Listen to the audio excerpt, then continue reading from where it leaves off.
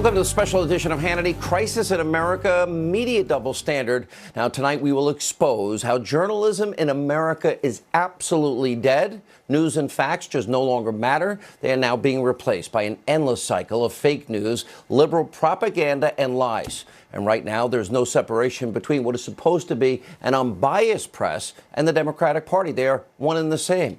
Now, the perfect example comes from liberal fake news, CNN. The professional Trump haters have found a new fix. It's their new, sick, and twisted obsession. And here's a hint.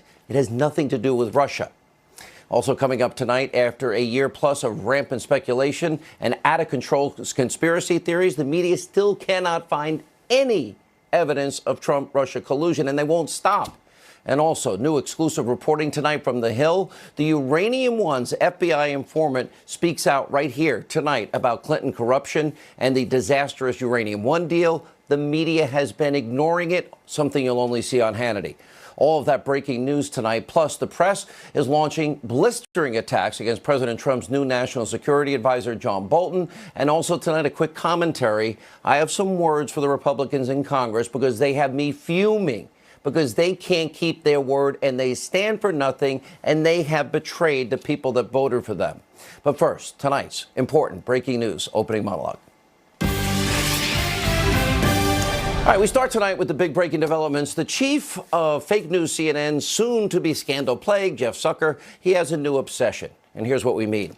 Profanity-laced 24/7 coverage that would make a sailor blush is no longer enough for Jeff Zucker and his liberal fake news cohorts. Well, the Bleep Hole Network is now looking for new ways to outdo this despicable coverage up to date. Now, you may remember some of this. Is there a difference if the president said, hole or house? Do you think these countries are holes? Donald Trump has turned the Oval Office into a Whole country. Rich, do you have any example of any whole country that the president referred to that is predominantly Caucasian? Holders. Holes. Holders. I work for holders. I'm proud to be a holder. Now, part of that is funny, but it's also really sad. According to the Media Research Center, fake news CNN, they dropped the bleep hole 195 times in one day during their round-the-clock bleep hole-obsessed coverage. But now that depravity, that's not good enough. So Jeff Zucker is now trying a new tactic to hold up his ever-sinking and shrinking audience. Take a look. The so-called Facts First Network has a new fixation. It's like softcore porn. That's right. This is CNN. Well, after the pathetic Trump-Russia collusion conspiracy blew up in their faces, CNN is going absolutely wild, wall-to-wall speculation about a consensual relationship between the president going back 12 years or so ago with a former porn star or current porn star, Stormy Daniels. It's Stormy 24/7. Now take a look at what CNN now considers journalism. Stormy Daniels, I know you've heard a ton about that, and we have to see where that case goes and what this interview is about. Is that possible to come up in the Stormy Daniels lawsuit? Will she be able to say, hey, look, this lawyer is involved in a whole bunch of different things here? This could be the last nail in the coffin. Yeah. Stormy Daniels is causing stormy weather. Porn star Stormy Daniels claims President Trump broke the law, had her bullied. Does Stormy Daniels have the president's number? It sure seems that way. President Trump might have met his match with Stormy Daniels. How is Stormy weathering this? Stormy speaks. We're hearing quite a bit from Stormy Daniels. Stormy, in her own words, isn't going anywhere. Stormy Daniels has a good lawyer. The porn star Stormy Daniels was telling the truth. Stormy Daniels is on a tear. Quick preview of Stormy Daniels' interview this Sunday. Breaking news that Stormy Daniels. Stormy Daniels. Stormy Daniels. Stormy Daniels. Stormy Daniels. Stormy Daniels. Stormy Daniels. Stormy Daniels. The reason he can't engage with Stormy Daniels is because she's got his number. And even a porn star can't quite satisfy Jeff Zucker's new obsession. Anderson Cooper tracked down Karen McDougal, former Playboy playmate. Well, she is alleging that she had a consensual relationship with Donald Trump over a decade ago. But pay close attention to Anderson Cooper's kind of creepy questions during this interview. Take a listen. You'd worked for Playboy for some time. You could see him looking at you. Would he call you? He would call me, I would call him, vice versa. So you had his phone number. When he called, did his number show up on the phone? Were you attracted to him? So the sex was consensual? You said you sort of ended on a strange note. So what happened after you had been intimate? Did he actually try to hand you money? Did he ever compare you to any of his kids? I mean, this is a hard question to ask, but you said you had sex that first time. All these times you saw him, this was an ongoing sexual relationship. Absolutely. Can you estimate how many times you actually saw him? Yes. You were intimate. Yes. Many dozens of times. This is another tough question, and again, you don't have to answer it, but it's been raised with other people. Did he ever use protection? This went on 2 hours, an alleged consensual relationship. Oh, and she voted for Donald Trump. Jeff Zucker, is this what you consider journalism from your top so-called news anchor? You're really proud of this? We can only assume that you are, because that is all your fake news network has now been covering for about 2 straight weeks. And fake news CNN, they're not alone. The entire liberal mainstream media has been salivating over this every single day and every detail. And of course, this isn't even the case. Remember when it came to Bill Clinton's accusers? Very different stories. For decades, the mainstream media has either completely ignored or barely covered the stories of Juanita Broaddrick, Paula Jones, Kathleen Willey. In fact, take a look at how Clinton sycophant Andrea Mitchell tried to smear and discredit Juanita Broaddrick during the 2016 election in reaction to an interview we did with then-candidate Donald Trump. Take a look. It's about groping and fondling and touching against a woman's will. And rape. And rape. Donald Trump using that word unprompted during an interview last night with Fox News' Sean Hannity, bringing up a discredited and long-denied accusation against former President Bill Clinton, dating back to 1978 when he was Arkansas Attorney General. Andrea is just disgraceful. And what is even worse is NBC edited their online version of that clip and removed Andrea Mitchell using the word discredited. And by the way, take a look at some of these numbers from the Media Research Center. 1994, remember Paula Jones? She came forward with details about Bill Clinton sexually harassing her and exposing himself to her. She didn't know him. Now, CBS, NBC, they totally ignored the story. ABC gave it a whopping 16 seconds of coverage. And then in 1997, when Paula Jones' legal team subpoenaed Kathleen Willey, well, CBS and NBC, they gave it a paltry 1 minute, 34 seconds of coverage. ABC, well, they didn't bother to even do the story. And that same day, CNN, their evening newscast, spent a whopping 26 seconds on the story. And in 1998, when news broke about Juanita Broaddrick accusing Bill Clinton of raping her, ABC, CBS, they didn't care. NBC did spend 7 minutes covering the story, as they should have. This is all shameful, and it proves just how abusively biased, hypocritical the media in this country is. The Media Research Center, they searched their archives, and they found these examples of the liberal press attacking Paula Jones. Remember, she won her lawsuit against Bill Clinton. Take a look.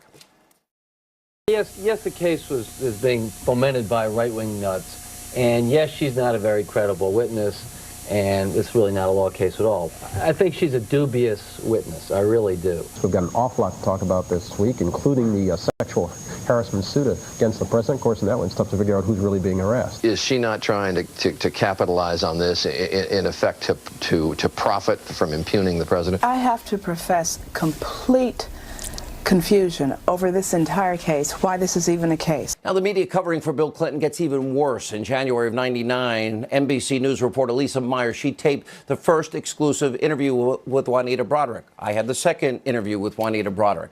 Back then, Washington Post, they reported that instead of airing that interview right away, NBC News president Andy Lack, other top executives, sat on that interview for over a month.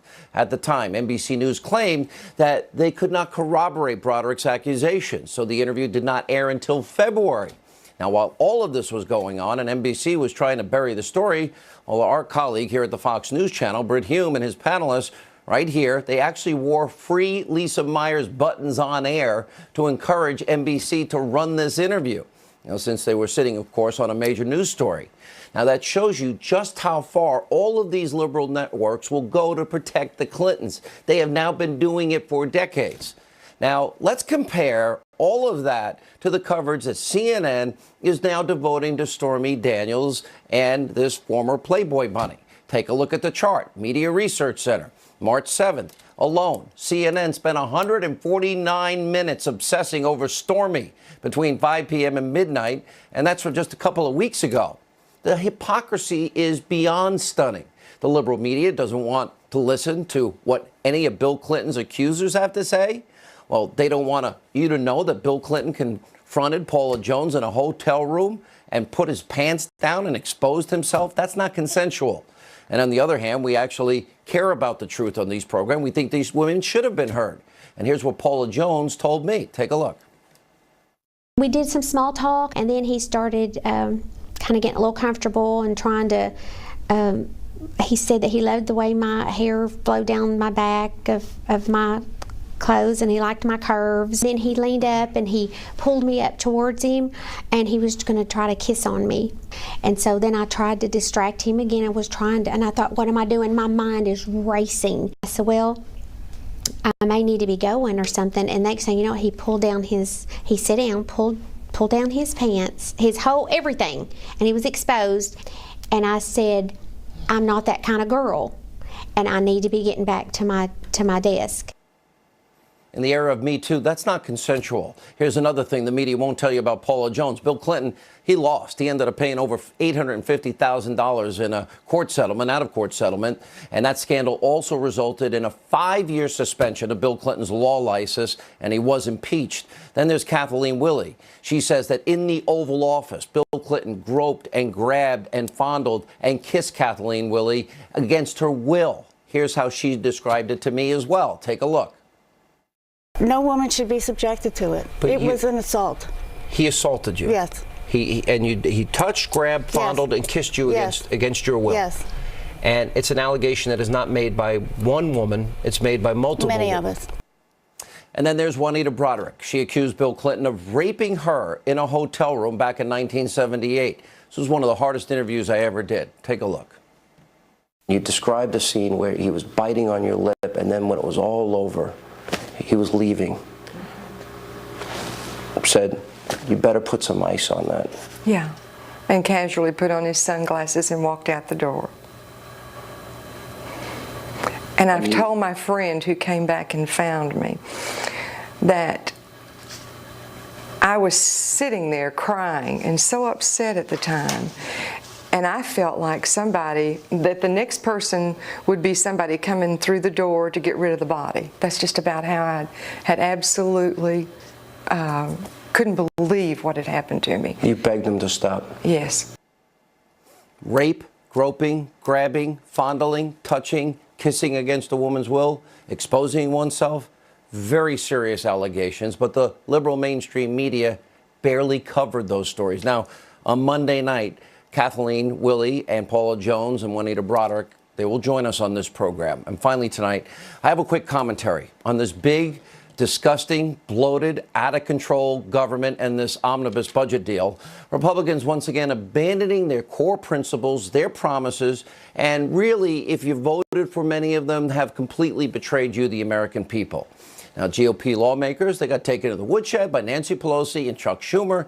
Instead of showing spine, backbone, vision, and principles, Republicans folded like cheap lawn chairs. And then as soon as the budget passed, well, they fled Washington.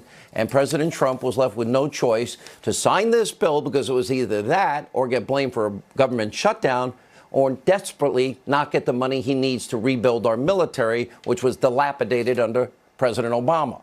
Nancy Pelosi, Chuck Schumer, well, they were laughing at these weak and timid Republicans. Now, Republicans should be ashamed of themselves. At this point, can any of them explain what exactly they stand for? Right now, there's a huge distinction between President Trump and the party that is supposed to have his back. Look at the Heritage Foundation report recently. 64% of President Trump's agenda has been completed faster than Ronald Reagan's 49% in a year, which is pretty amazing because President Trump has had little to no help from the GOP, and the GOP has become visionless and feckless. These Republicans talk and talk and talk a good game for years, but they never follow through or rarely follow through.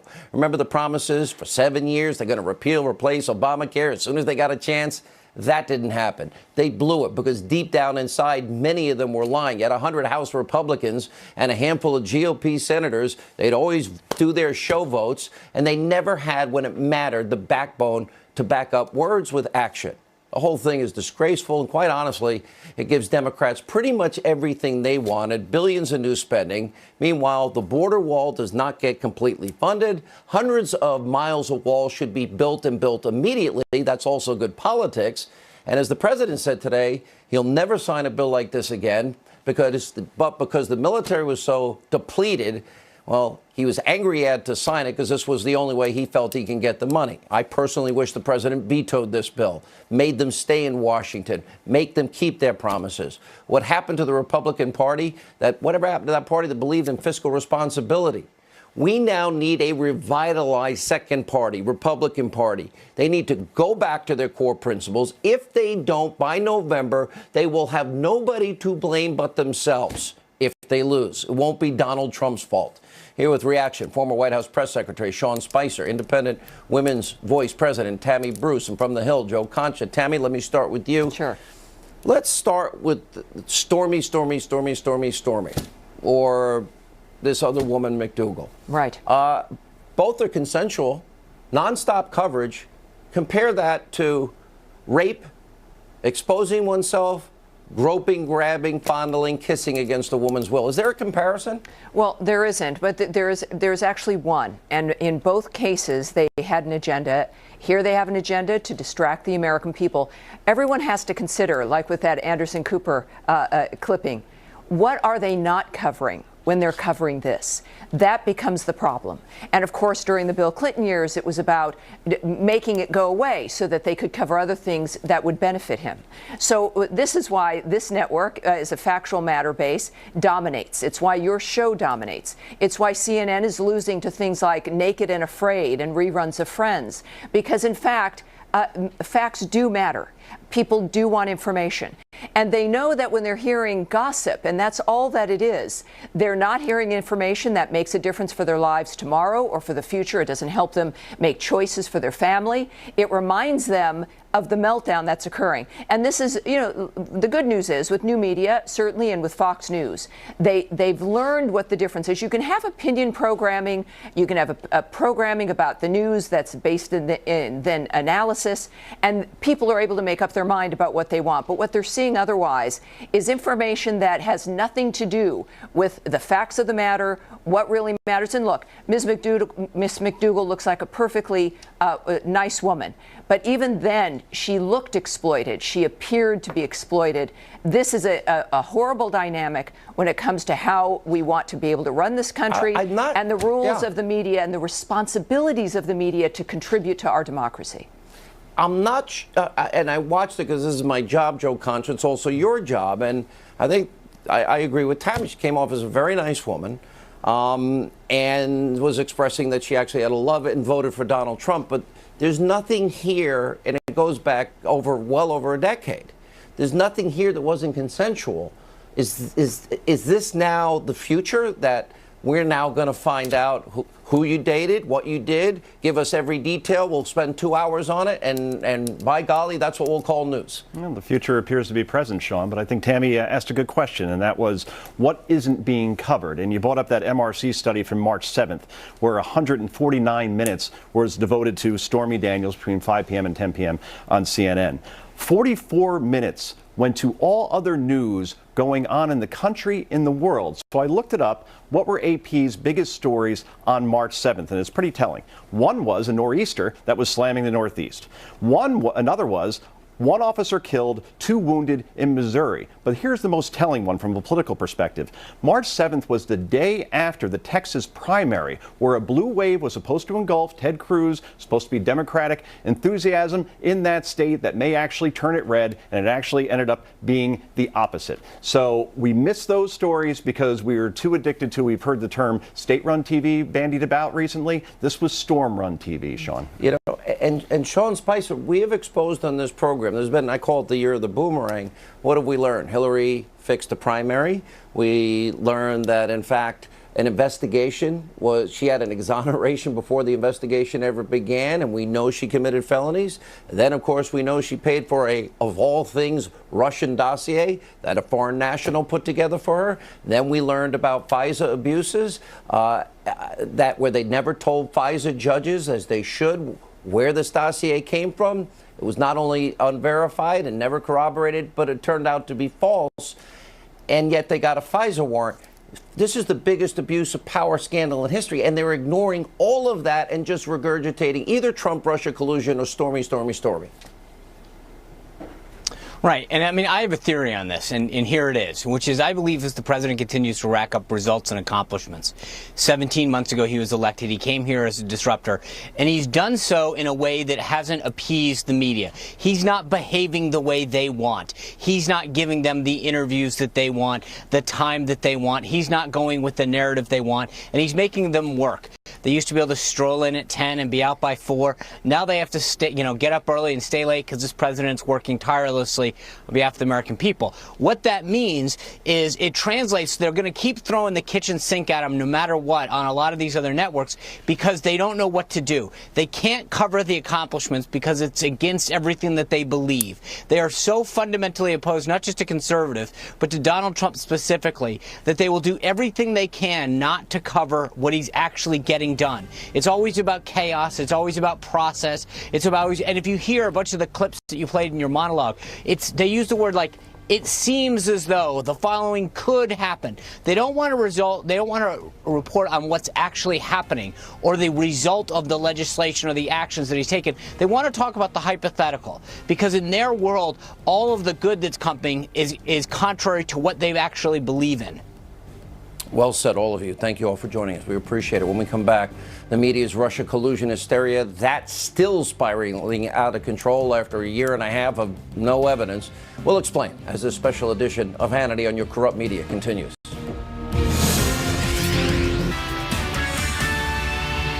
Live from America's News headquarters, I'm Trace Gallagher. Attorney General Jeff Sessions announcing new regulations Friday that would effectively ban bump stocks. The proposed rule would amend ATF rules to include bump stocks within the definition of machine gun under federal law. In a statement, Sessions referenced the horrific shooting in Las Vegas last October, where a shooter armed with bump stock-equipped rifles killed 58 people and injured more than 800 others. Still no motive for the attack on a California military base last Wednesday. A burning minivan full of propane tanks and gas cans barreled through the gate at Travis Air Force Base. The driver found dead inside the vehicle has been identified as Hafiz Kasi, a 51-year-old Indian man who had lived in the U.S. since 1993. Investigators have found no links to terrorism. If news breaks out, we'll break in. I'm Trace Gallagher. Now back to Hannity. Welcome back to the special edition of Hannity, a crisis in America's media. Now, the media has been absolutely obsessed with Russia, and the fake and phony idea that somehow President Trump colluded with the Russians. Just take a listen to the insane amount of coverage that they have given to this in just the past few days. New fallout tonight in the Russia investigation. Russians. All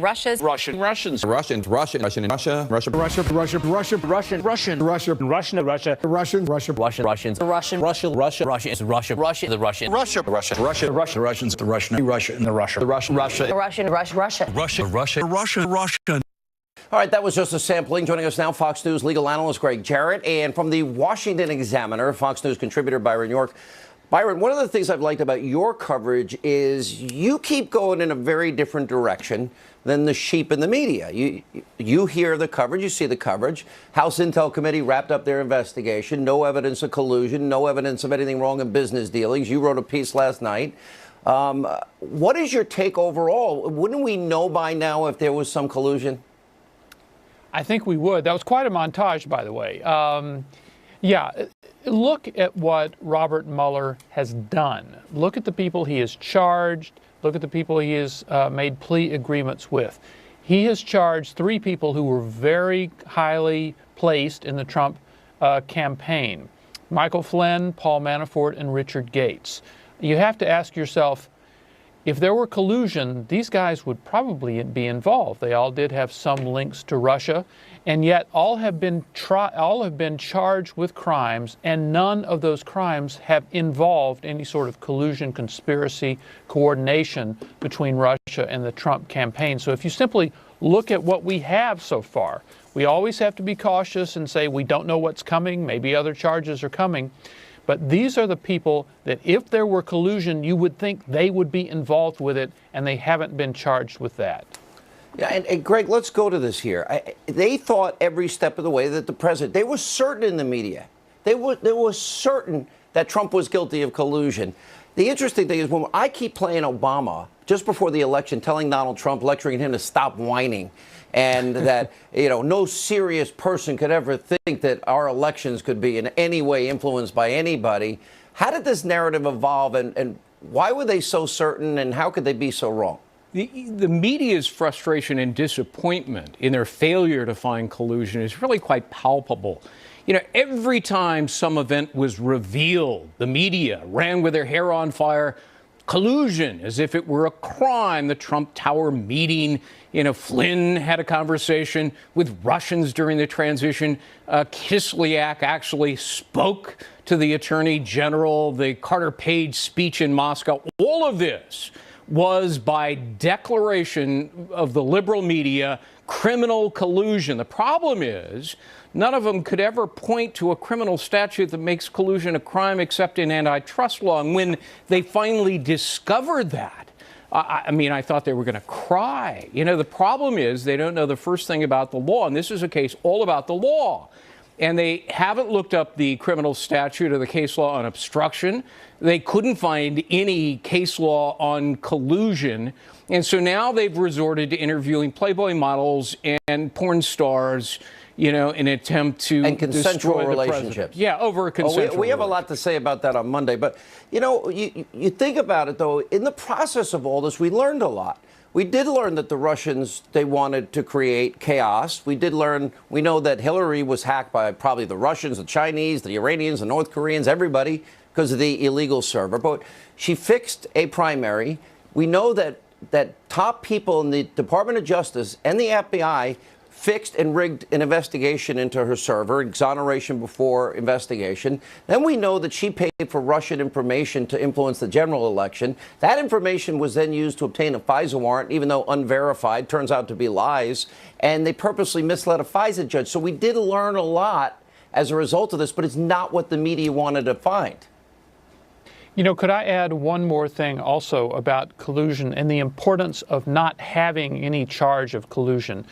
Because remember, the conversation has turned in many ways to the idea of obstruction of justice, that President Trump has obstructed justice in the Trump-Russia investigation, but collusion would be the underlying crime for that. And remember, this is going to be, if the president is charged with anything, it will be in a political context. It would be impeachment if Democrats were to take the House in November. And remember, Trump has already said, you know, listen, they attack you and they attack you, and when you fight back, they call it obstruction. His argument will be, are you telling me that I'm being charged with obstructing an investigation into something that didn't happen? We shall see. When we come back, our Hannity exclusive, we have the FBI informant on the Uranium One scandal revealing what the Russians thought of President Obama, and something the mainstream media has hardly been reporting. As this special edition of Hannity continues, you'll see it only here next.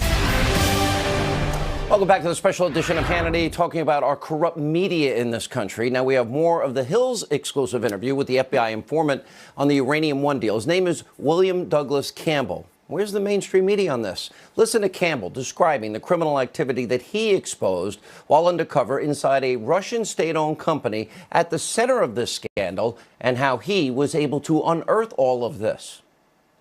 They authorized me to make the kickbacks, but let me back up. I initiated that contract as an American businessman, right, not as an FBI informant, and not by the direction of the FBI. So the contract was in force, and then ultimately, when I realized that it was a veiled contract for money laundering, essentially, and reported it, then the FBI began to oversee all aspects of the operation. There was a very sophisticated piece of equipment in my briefcase, and I staged it so that when I opened the briefcase and placed it there in front of the Russian, he would lean over and he would be highly visible reaching into the briefcase and taking out a tremendous amount of cash. And listen to what Campbell says that he heard the Russians say about the U.S. and then President Barack Obama.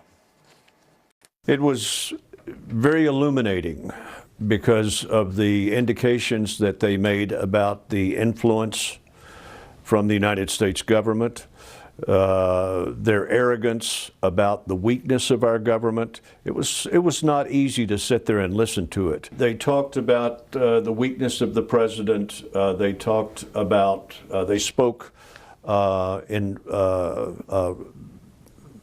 spoke about his weakness, and in describing the president's weakness, they used racial epithets. They did, which was not good.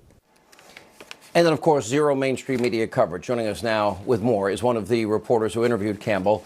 Now, The Hill's Allison Spann is with us. Allison, thank you for being with us. Thanks for sharing this tape. It's never been seen before. He's never spoken before publicly.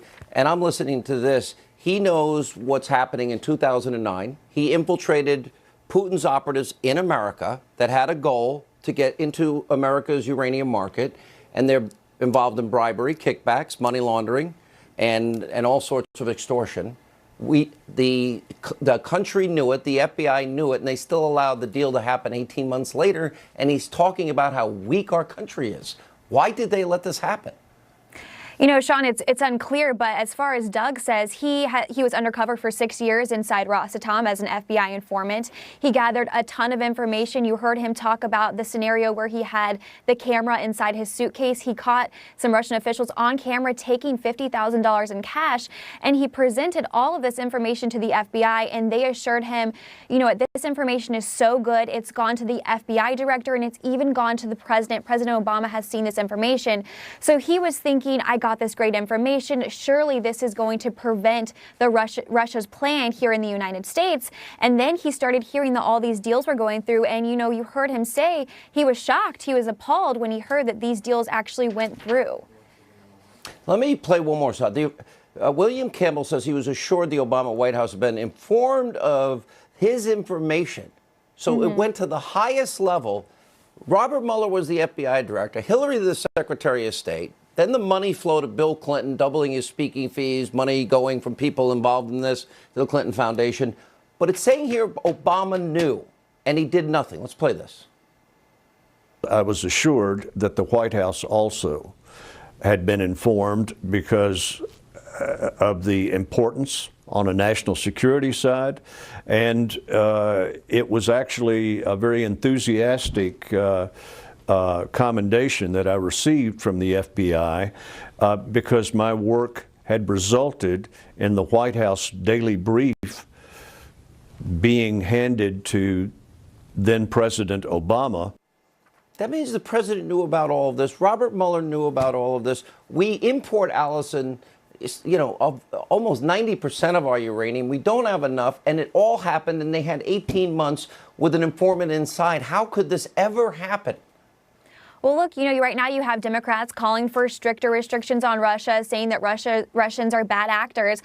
But then, you know, under their watch, you had an FBI informant inside Rosatom telling the U.S. government, hey, this is Russia's plan. They're trying to make the United States dependent on Russian uranium. And during that time when he was giving them this information, you had the deal with Uranium One go through. You had the Russians garner billions of dollars worth of new nuclear fuel contracts, and they were able to get a hold of a large percent of the United States uranium. So yeah, it is shocking. All right, Allison, thank you for sharing the tape. We appreciate it. Joining us now with more reaction, Fox News contributor Sarah Carter.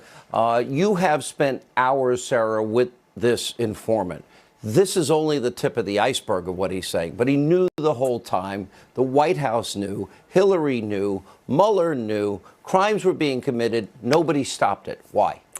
That's right. It's been almost a year since I've known the informant, and the trove of information, Sean, that he's delivered is incredible.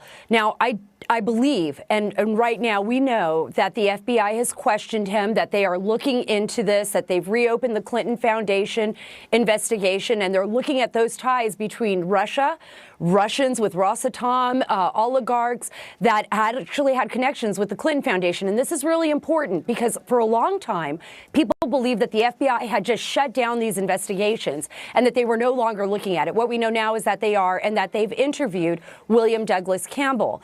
Another really important factor here that a lot of people need to realize is that during this time in 2010, he also provided the United States government with sufficient evidence that Russia was also providing all kinds of assistance to Iran with their nuclear program.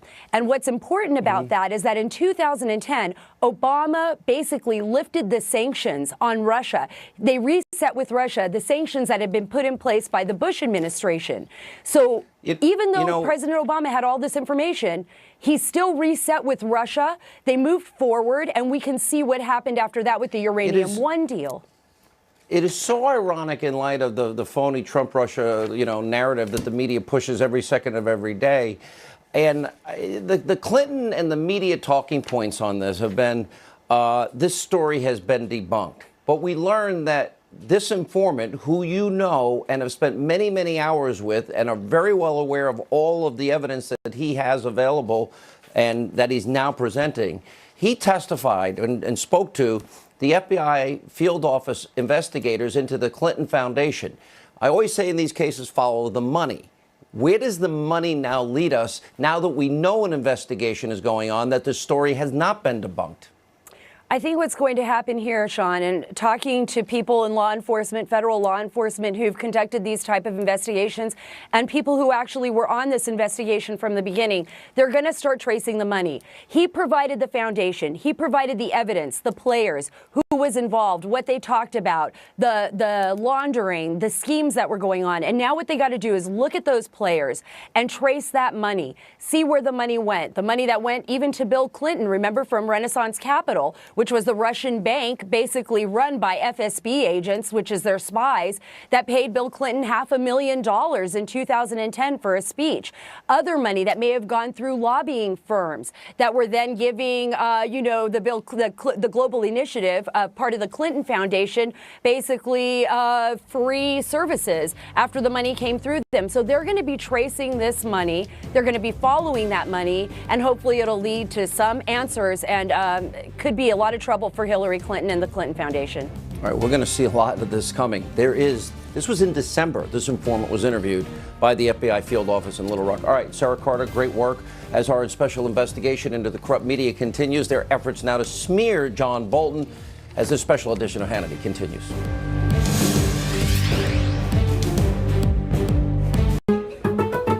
Heartburn. No one burns on my watch. Try Alka-Seltzer, ultra-strength heartburn relief chews with more acid-fighting power than Tums Chewy Bites. Amazing. I have heartburn. Heartburn relief from Alka-Seltzer. Enjoy the relief.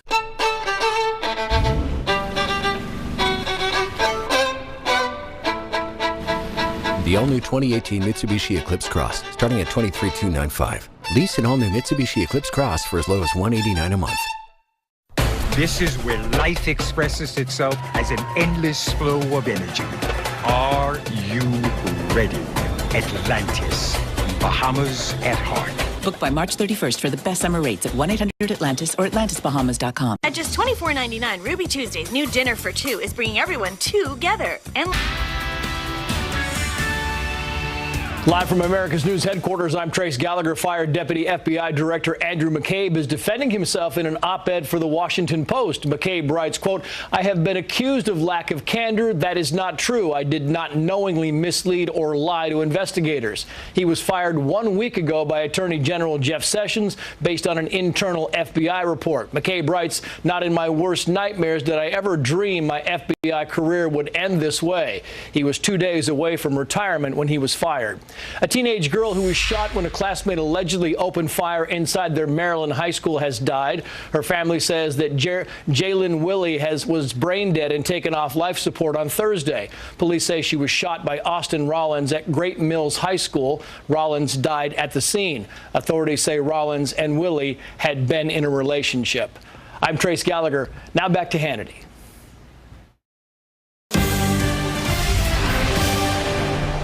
Welcome back to the special edition of Hannity about your corrupt media in this country. President Trump's decision to replace General H.R. McMaster with former Ambassador John Bolton as his national security advisor has made some in the media just lash out in the most outrageous but yet predictable ways. Let's take a look.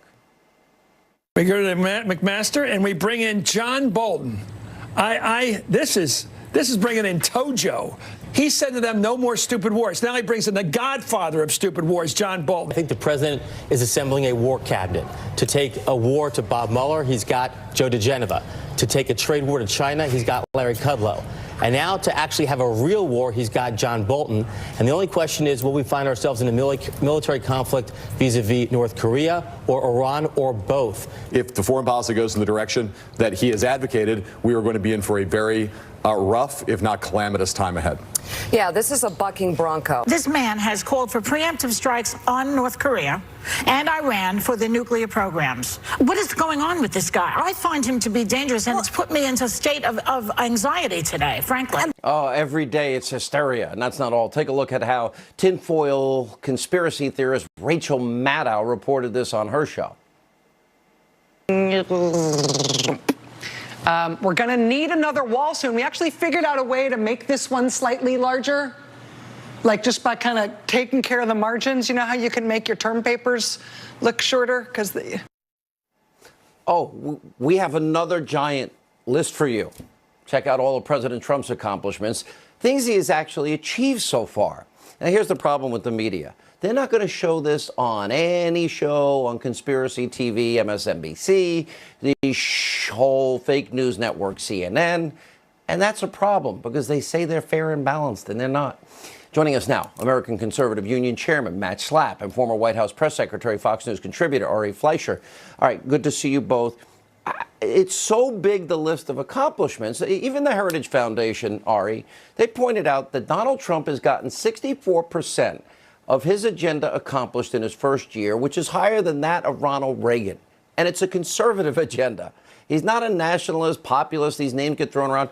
Sure, there's been some transition. There's been growing pains. He's also been under investigation for a year. It's very unprecedented, but a lot has gotten done. Nobody ever talks about it.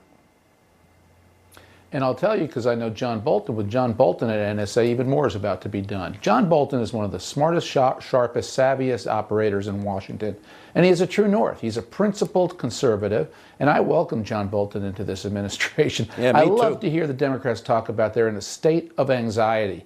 Have they ever not been? And maybe they should move there. Well, and this is the thing about the way I characterize the reporting. It is nonstop, breathless hysteria. It is, Bob Woodward talked about how they are unhinged, Matt. And I know it was bad during the Bush years. Poor Ari, I wouldn't want his job, but I really wouldn't want Sarah Huckabee's job now. No, I agree with that. Look, they ended up your calling... wife's job, for that matter. They ended up... That's okay. I console her every evening, and she's proud of what she does. But, you know, at the end of the George W. Bush administration, he was obviously pretty low in the polls, and they were calling him every name in the book. Bush lied, people died, warmonger, racist, you name it, they called him that. It's what liberals do with every single Republican. The difference is with Donald Trump is they just started off with all these terrible slanderous terms. And John Bolton's now having to undergo this as well. And I actually think, Sean, I'm hopeful. The American people see through this. The American people, they have air in their lungs. They feel hope. They like the agenda. And this is something that gives the American people hope that someone's going to stand up and fight. I want to fill in for Sarah Huckabee Sanders one day. Just one. I just want one I'd day like you to behind fill that in for podium. me. Oh, I wish I should have. I missed my opportunity. All right, guys, thank you. Coming up, more of the special edition of Hannity and your corrupt media straight ahead.